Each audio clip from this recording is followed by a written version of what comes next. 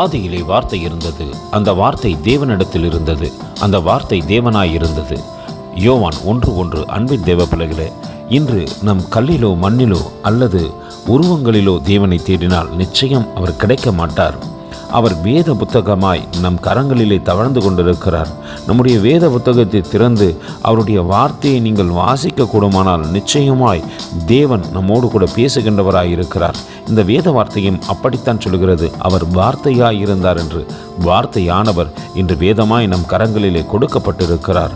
அந்த அன்பின் தேவனுடைய ஆற்றலை புரிந்து கொள்ளத்தக்கதாக வேதத்தை திறந்து அவரை நோக்கி பார்ப்போமா?